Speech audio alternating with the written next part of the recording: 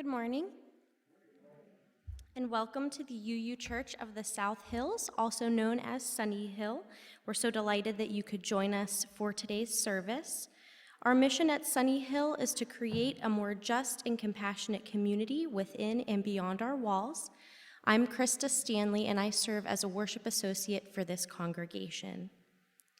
If you're a newcomer or a visitor today, welcome.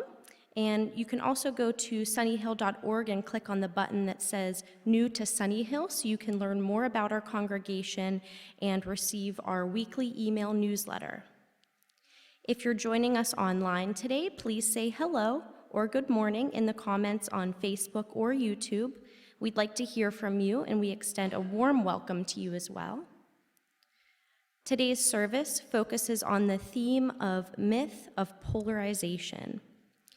Conventional thinking puts forth the idea that our current political situation has been caused by the right going further to the right and the left going further to the left. But a closer look reveals a different truth. Why is it important to push back against calls for centrism's sake? Our opening words were written by Allison Wohler. With thankful hearts, we have come together this morning to celebrate the bounty of the day, to bask in the warmth of this community, to share with friends the tides of our lives, to entertain perennially our hopes for a better future. We join together this morning, as always, to resist injustice and inequality wherever they may be found. Our hearts are touched by the human need we feel around us. Whether far away or within reach of our hand, we come here to be together, because this is how we believe our lives are best lived. In questioning and in conversation, in compassion and in service, in gratitude and in joy, in companionship and in love. It is good to be together with you this morning. We'll light our chalice with these words. Blessed is the fire that burns deep in the soul. It is the fire of reason, the fire of compassion, the fire of community, the fire of justice, the fire of faith. It is the fire of love burning deep in the human heart, the divine glow in every life.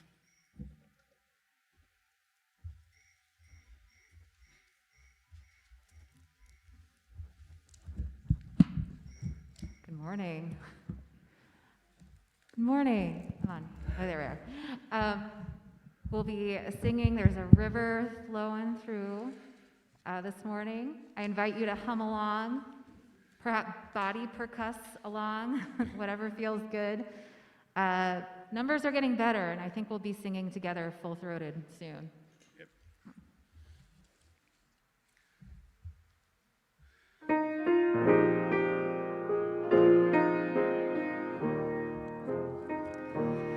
There's a river flowing in my soul. There's a river flowing in my soul. And it's telling me that I'm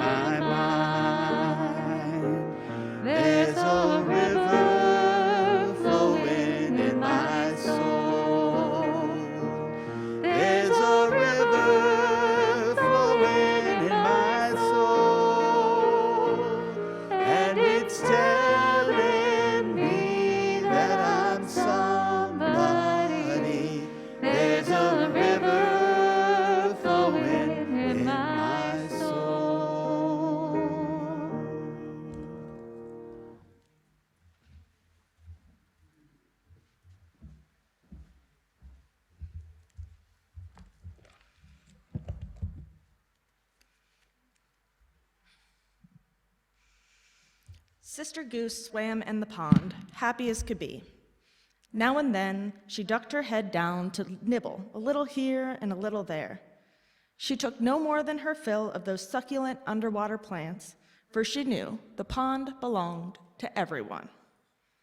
Meanwhile, Brother Fox was hiding in the willows at the far end of the pond. He didn't like to see anyone happy, least of all a goose. Sister Goose swam along, enjoying the clear blue sky and the bright sunshine. She swam along the willows growing at the far end of the pond. All of a sudden, Brother Fox sprang right out of those willows, shouting, "Trespasser, you get off my lake!" Sister Goose shrugged up her wings and looked at Brother Fox, mystified. "Trespasser? How so? This lake does not belong to you. It belongs to us all." Brother Fox didn't seem to hear it.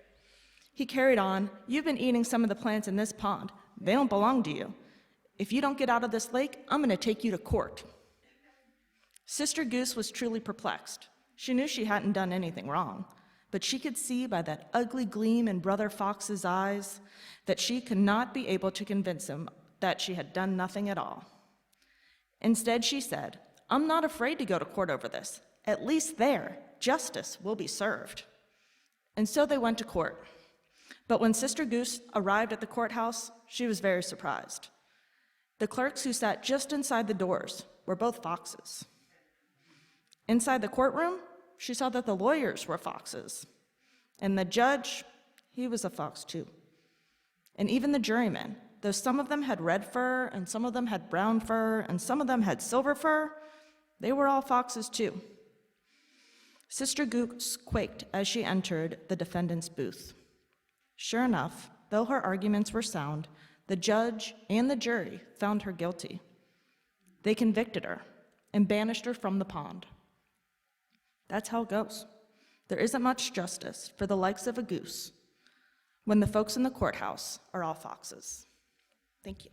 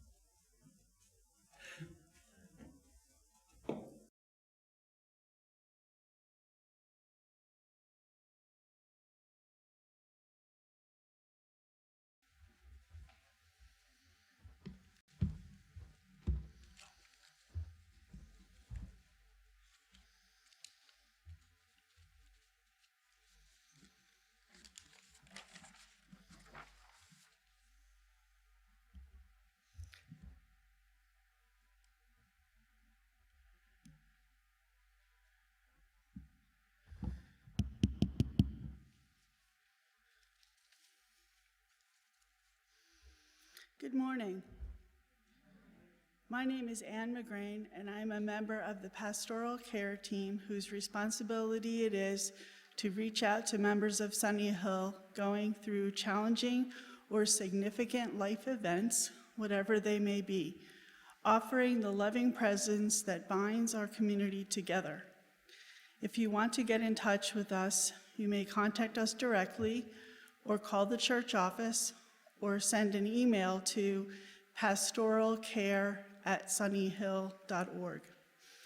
Each week at this time in the service, we share joys and sorrows submitted by members of the congregation. We share the things that they are celebrating as well as the things that they are mourning, so that they do not need to be held alone. Joys and sorrows may be submitted online or from our website. After each joy or sorrow that I read, please respond by saying, "We hold you in our hearts."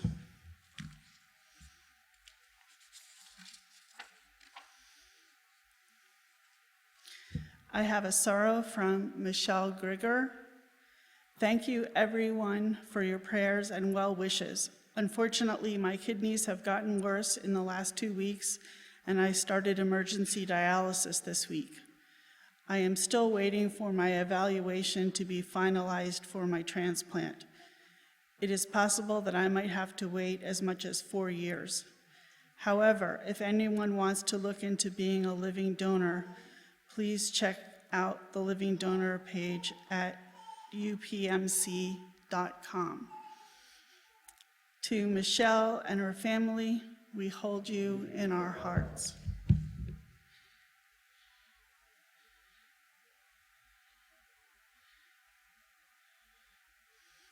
I have a joy from Paul Lawson. Paul's mom had an appendectomy in Virginia Beach on Monday, and she is recovering. To Paul, his mom, and the rest of their family, we hold you in our hearts. Let us bear in mind all these joys and sorrows, as well as those that are held too closely to be shared. All we have carried through the seasons of our lives has brought us here to this place made sacred by our coming together. May we hold all that we carry in the warm embrace of this loving community.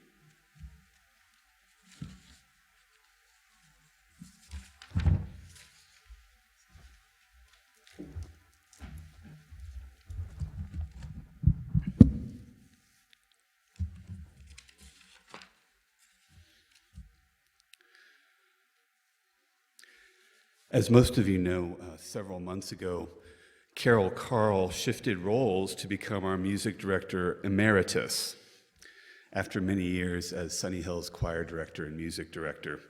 Although we announced this change last fall, we never really had an official moment of passing the baton from Carol to Mary Pratt, our new music director, and we never really took much time to honor Carol's service to Sunnyhill. So we're going to take just a few minutes this morning to celebrate Carol and what she has meant to this congregation and continues to mean. I've received tributes to Carol from several choir members, which I'll read in just a moment.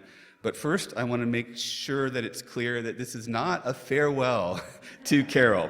She's still very much around and contributing to our program, and as we saw just a moment ago, she's still directing some of our choir pieces and still playing some lovely piano. So this isn't goodbye. Carol's still very much here and still making music. This congregation was established in 1965, and Carol is one of our founding members. She served as choir director almost since the beginning. That's more than 5 decades of service, which is not just remarkable, it is amazing. I'd like to share, as I said, some words of thanks from choir members, starting with this tribute from Jeff and Sue Mazer, who've been members of the choir for some 33 years. They say, "Why do you youths have trouble singing as a choir?" Because they're too busy reading ahead to see if they agree with the words. They say this old joke is funny because there is an element of truth in it. Carol knows this, and she never hesitates to edit or alter a song to make it more inclusive or appropriate to the topic of the service. Carol makes her excellent piano playing and directing look so easy and effortless. She also draws the best out of the small group of singers she has to work with.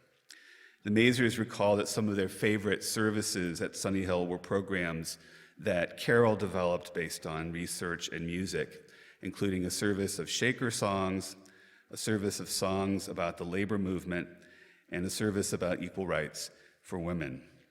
We are grateful to Carol, the Mazers say, for her hard work, her musical talent, and her willingness to share with the rest of us. Choir member Don Moeller shares this story. One Sunday morning several years ago, a few of us from the choir were preparing to perform an a cappella arrangement of a song for an upcoming service. We planned for Carol to listen to it after choir practice in the choir room that morning to make sure we were on track. I noticed that she had turned off the keyboard and was about to put the cover back on, so I tried to stop her because we needed our starting note. I said, "Wait, Carol, we need a B flat," or whatever the starting note was. To my surprise, instead of turning the keyboard back on, she simply hummed the note. To those naysayers who say there is no such thing as perfect pitch, I say, clearly you haven't met Carol Carl. Sandy Hallett, another Sunnyhill choir member, says, "I have known Carol for years through Stage 62 and South Park Theater. When I first arrived at Sunnyhill, it was lovely to see someone I knew. It did not take Carol long to corral me into the choir. If not for Carol, I may not have stayed at Sunnyhill. Because of Carol, I developed an underused ability. Because of Carol, I joined Tapestry Choir and South Hills Chorale and made music more a part of my life. Carol inspires me to keep singing." Longtime Sunnyhill member Shelley Chandok, who couldn't be here in person today, says Carol and I go back to the beginning of her tenure as choir director and music director.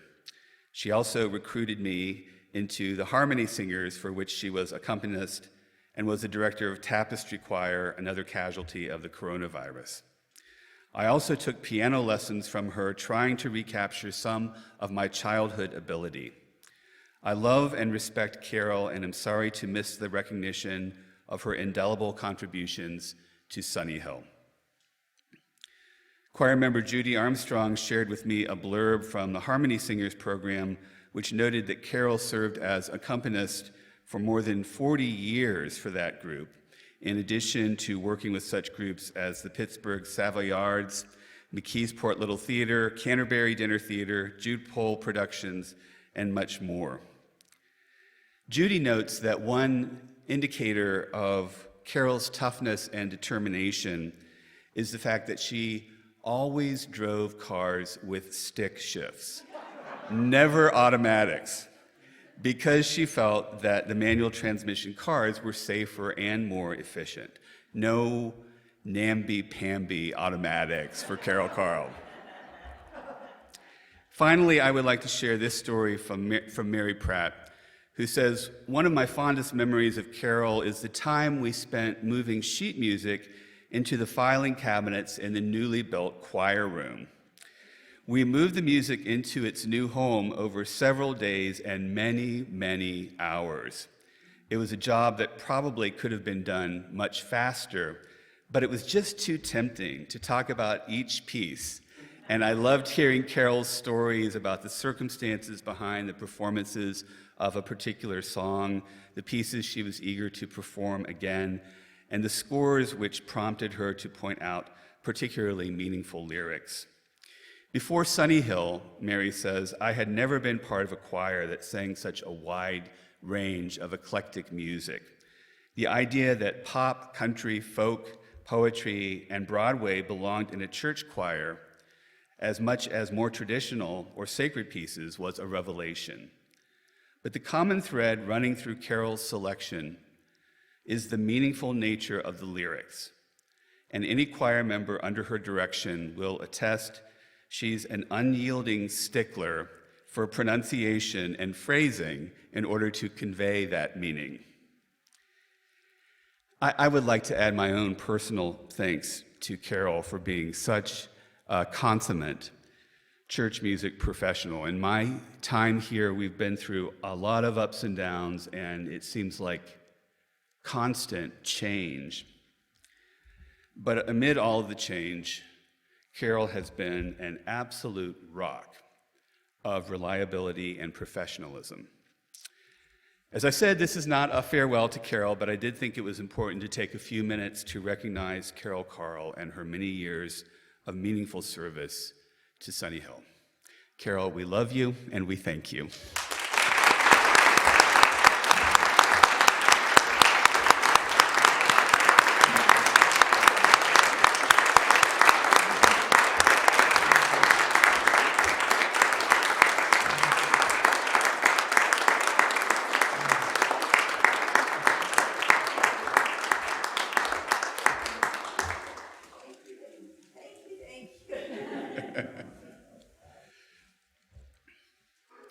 All right, back to our regularly scheduled programming.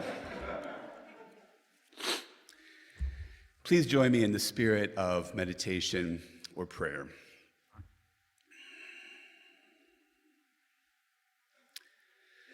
Amid the storms of life in whatever form they might take, amid the fracturing of all that once seemed solid, amid feelings of being lost and adrift in chaos, we pause to reach within and among ourselves that we might sense the spirit of life itself, might experience its steadying presence. The whirling storms subside toward stillness. That which is fractured begins to heal, and we begin to find our way again. When we pause to reach within and among ourselves, we sense the spirit of life begin to emerge, a sighing presence in the storm, a tiny young voice amid the brokenness, the chaos. Let us pause for a moment of silence so that we might sense what lies beneath.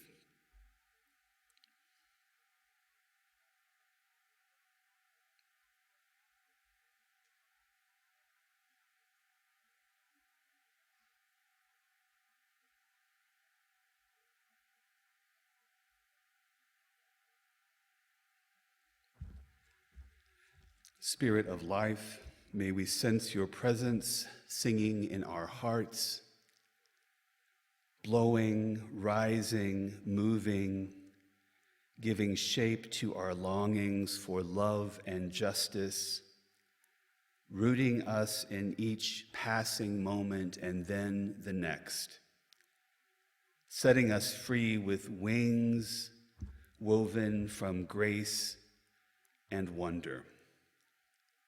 Come to us and hold us close, now and always. Amen.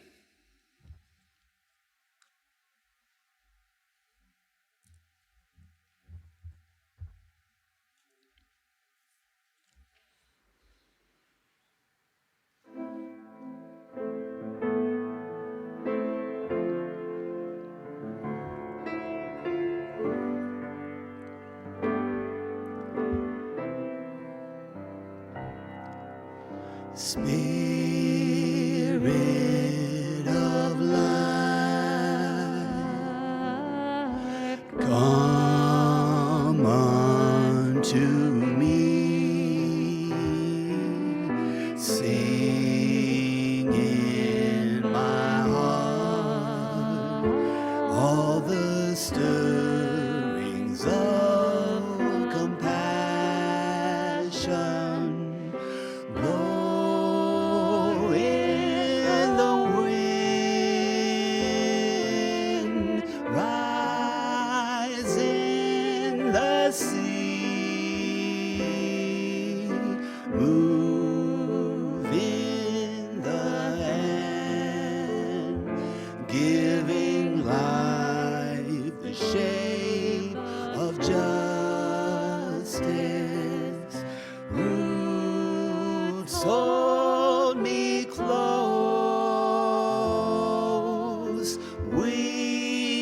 set me free.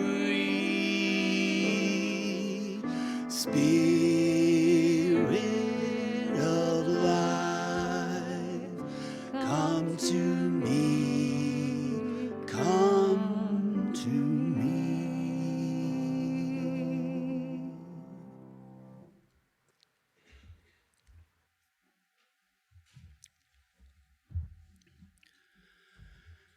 A couple of years ago, I experienced a rare moment of clarity when I saw a bumper sticker that said, "I never thought I'd miss Nixon."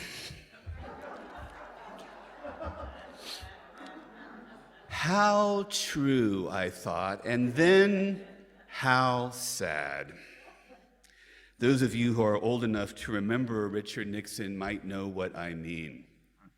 As a child, I watched pretty much every moment of the televised Watergate hearings, and I was deeply saddened when Nixon merely resigned from office rather than being thrown in jail, as I was quite sure he deserved. Nixon seemingly stood for everything that I despised then and now.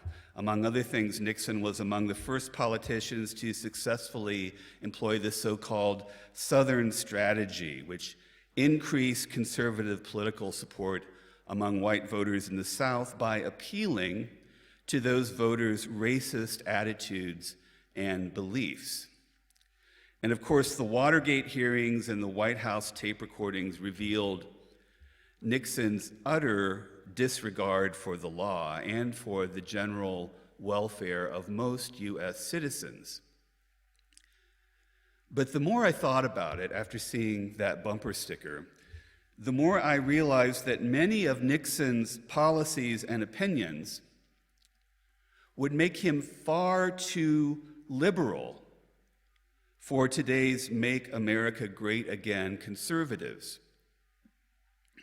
For one thing, Nixon supported the concept of universal health care, albeit a private form of universal health care. But the fact is that Nixon's health care proposals were remarkably similar to Obamacare, which is scorned by today's conservatives. In addition, Nixon championed the launch of the Environmental Protection Agency and would be considered, because of that, an enemy of big energy corporations by the standards of those on the right today. Also, Nixon was a strong supporter of Medicare and the social safety net that many of today's conservative politicians seem intent on destroying.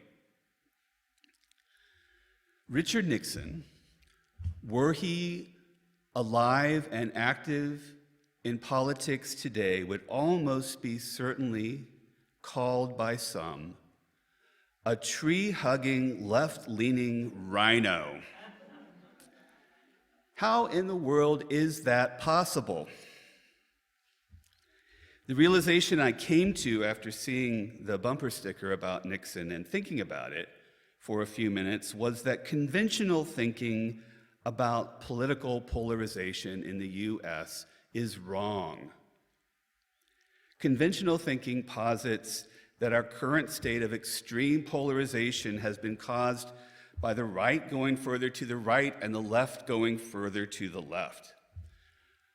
But there's a great deal of evidence that suggests that the left has remained pretty much the same with only modest changes, while the political right has veered radically to the right. In other words, symmetrical polarization, the idea that both sides have become more extreme, is, I believe, a myth. And it's a dangerous myth in that it implies that everybody just needs to come toward the center and get along.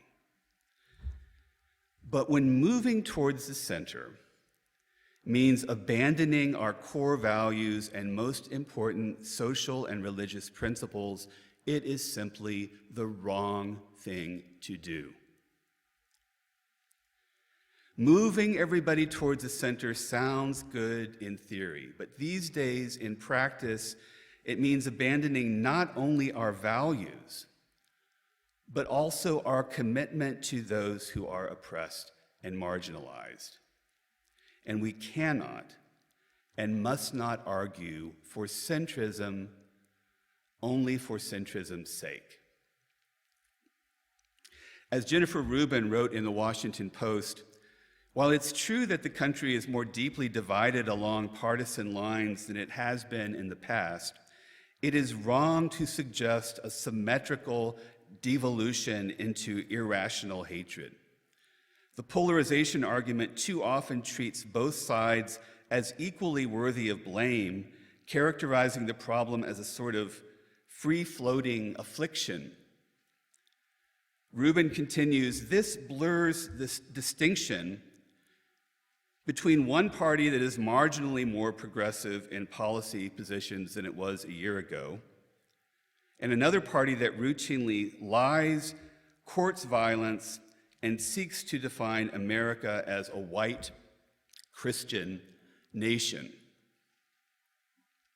When the left lost the presidential election in 2016, they did not call the election rigged, nor are they seeking to replace nonpartisan election officials with partisan lawmakers.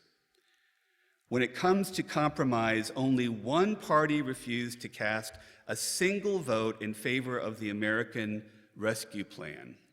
Only one party in the Senate, minus a lone Alaskan, categorically refuses to debate voting reform or to consider reauthorizing Section 5 of the Voting Rights Act. Take any issue, Rubin says, and one can see the difference between mutual polarization and radicalization. One of the most interesting books published related to this topic was written by Liliana Mason, a political scientist at Johns Hopkins University. The book is titled Uncivil Argument: How Politics Became Our Identity. Mason cites research that illustrates how identity and ideology are inextricably linked, that a strong group identity leads to distrust and resentment toward other groups, and that spending time with people ideologically similar to yourself leads to intolerance. This phenomenon does occur both on the right and the left. Increasingly, because of the nature of new media and other influences, people choose sides not based on their policy preferences, but based on the group with whom they identify. So rather than policy opinions driving political identity drives policy, which is dangerous, as we've seen, because it can lead to some very morally shaky ground. While this phenomenon, as I said, can occur on both sides of the political spectrum, it has led to a place where there is a stark and scary divide that threatens democracy as we have known it. Mason says the fundamental disagreement that we're having is whether American democracy means being a fully representative, egalitarian, multiracial democracy, or whether it means something less than that and going backwards in time and not counting people who are not white, rural, Christian, largely men, having the most voting rights and having the most ability to influence government. Mason continues, when we start having a debate over who is American and who deserves rights and protections of the American government and Constitution, that is a place where there is zero room for compromise. We can compromise, Mason says, on how much money we're putting into infrastructure and what counts as infrastructure. Those are issues on which compromise is possible. But do human beings count as Americans? People who were born here, do they count less as Americans because of their religion or their race? We can't find middle ground on that. Either people are fully American and they have the full rights and protections of the Constitution, or they are not. Mason's point here that there are certain issues upon which we simply cannot afford to compromise is one that resonates with our UU values and faith. Our fifth principle upholds the right of conscience and the use of the democratic process within our congregations and in society at large. Anything that fundamentally threatens democracy, any movement that seeks to suppress votes and silence voices from outgroups, must be opposed. And when we hear any calls for moving toward the center or compromising, we must ask ourselves, is there any room for compromise, and whether moving toward the center is worth potentially betraying our most closely held values and commitments. These values and commitments form the basis, in part, of our faith. As UUA President Susan Frederick Gray wrote recently, Unitarian Universalists' commitment to justice, equity, and democracy is not just political or moral. It is fundamentally theological. It grows from our affirmation of the inherent worth and dignity of every person and the knowledge that we are all interconnected. It reflects the fact that our theology is not so much concerned with the afterlife, but is accountable to human experience and the conditions of people's lives here and now. Human dignity and interdependence, Frederick Gray says, are the foundation of our commitment to a multiracial, pluralistic democracy. Living the values that Unitarian Universalism calls us to is not easy. They call us to audaciously imagine a world where no one is disposable and where everyone can thrive. They also call us to the struggle that brings these ideals to fruition. It is easy to feel overwhelmed by the significant challenges before us in addressing the pandemic fairly, in combating white supremacy, and in defending democracy against attacks that persist in myriad systemic forms, including new restrictive voter suppression laws. This is why we must stay engaged and organized to defend and expand equity for everyone. So says Susan Frederick Gray. While it is tempting in this time of social and political fracturing and polarization to jump on the bandwagon of people calling for everyone to move toward the center, calling for people to just get along. But the problem is that there are people who end up time after time getting thrown under the bus when there's a movement toward the middle. Is moving toward the center worth sacrificing the rights of LGBTQ people? Is it worth perpetuating the gross injustices of racism? Is it worth compromising on reproductive rights? Is it worth caving into a gun-obsessed culture of death? Our answer to these questions is and must be a resounding no.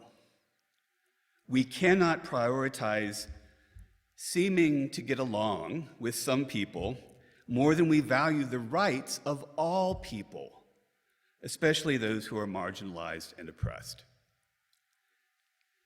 I hope and pray that we will continue to act from our foundational values in order to bring into being what our UUA president described as a world where no one is disposable and where everyone can thrive. May it be so. Amen.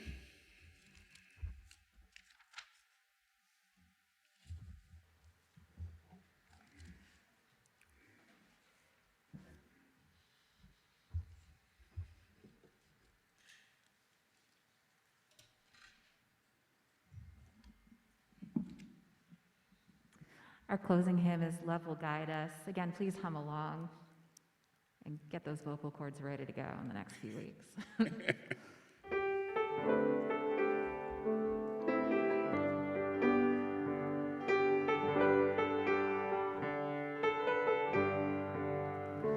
Love will guide us, peace has tried us, hope inside us will lead the way on the road from greed to giving. Love will guide us through the hard night. If you cannot sing like angels, if you cannot speak before thousands, you can give from deep within you. You can change the world with your love. You are like no other being. What you can give, no other can give. To the future of our precious children, to the future of the world where we live. Hear the song of peace within you. Heed the song of peace in your heart. Spring's new beginning shall lead to the harvest. Love will guide us on our way. Love will guide us. Peace has tried us. Hope inside us will lead the way on the road from grief to giving. Love will guide us through the hard night.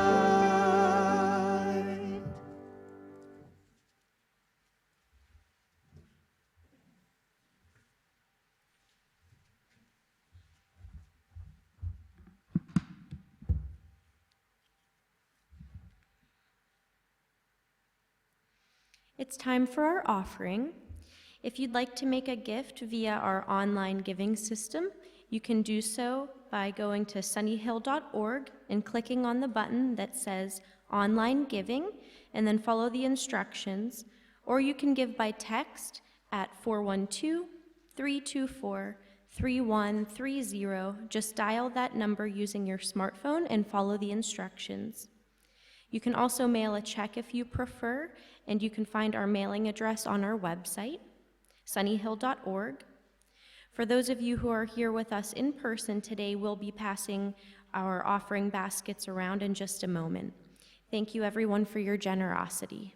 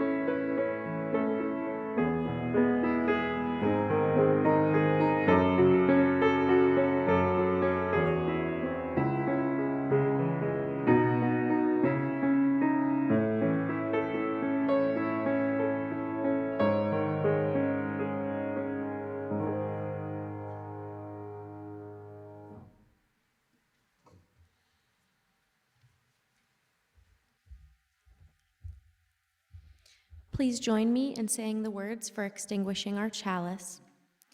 We extinguish this flame, but not the light of truth, the warmth of community, or the fire of commitment. These we carry in our hearts until we are together again.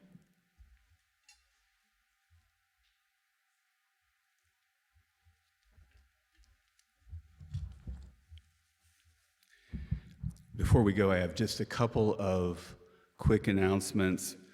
One is that anti-racism educator Allie Michael is giving a public presentation this evening at 6:30 p.m. at Mount Lebanon High School. I'm going to be serving on a panel for that event, so anyone who is interested, please come out tonight, the high school at 6:30. Also, we are starting a new racial justice book reading group that's involves some of the leadership from PIN, the Pennsylvania Interfaith Impact Network. And it starts, I believe, tomorrow evening. And if you're interested, I suggest that you get in touch with Paul Lawson. Paul, can you wave? Paul's over there. And he has more information about how and where to sign up for that. The first book is going to be Cast, I believe, by Isabel Wilkerson, and then we'll move on from there. We'll close now with these words. Our time in this place may have ended, but our connection to each other in this community remains. Together may we walk the path of justice, speak words of love, live the selfless deed, trod gently upon the earth, and fill the world with compassion. Until we meet again, go in peace.